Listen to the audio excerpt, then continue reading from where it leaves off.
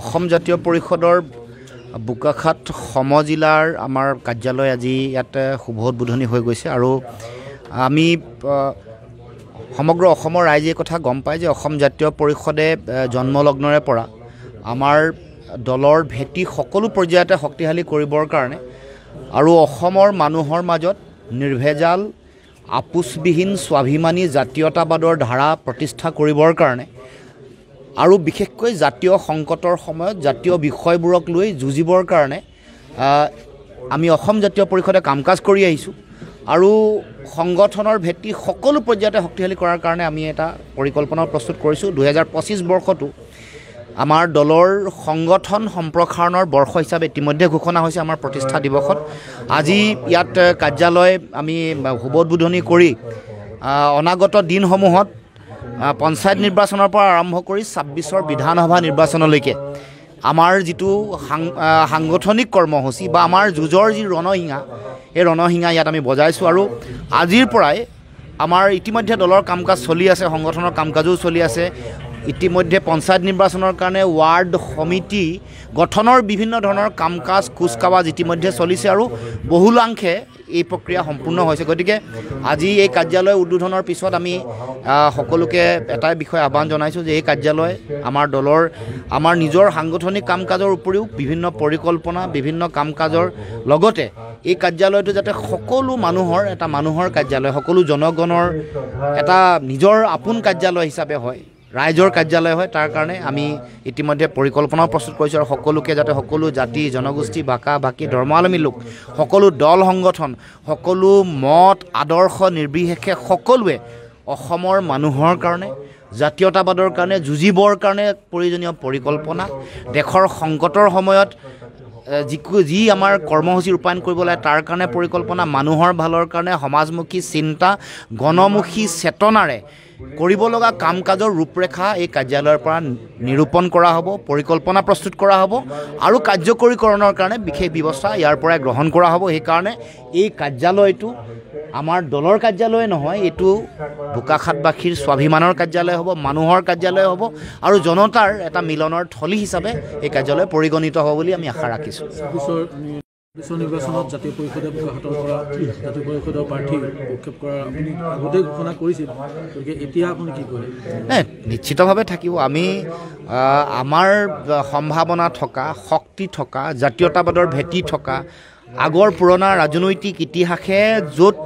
মানে জাতীয়তাবাদৰ প্ৰতি সমৰ্থন আগবঢ়াইছে সেই অঞ্চলসমূহত আমি সংগঠন কৰিমেই আৰু সেই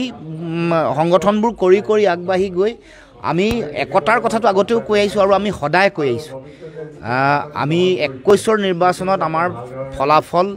আমি আশাপ্ৰদ নোহোৱাৰ পাছত যেতিয়া উপনিৰ্বাচনসমূহত আমি অংশগ্ৰহণ কৰিছোঁ বা পৌৰসভা বা পঞ্চায়তলৈ প্ৰস্তুতি যেতিয়া চলাইছোঁ প্ৰতি মুহূৰ্ততে এটা কথাই কৈছোঁ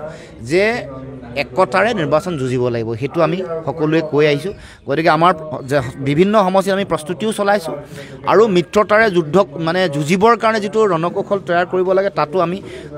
সহযোগিতা আগবঢ়াবলৈ চেষ্টা কৰিছোঁ আহ্বানো জনাইছোঁ যে আমি আমাৰ ভাৰতবৰ্ষৰ ৰাজনৈতিক গোটেই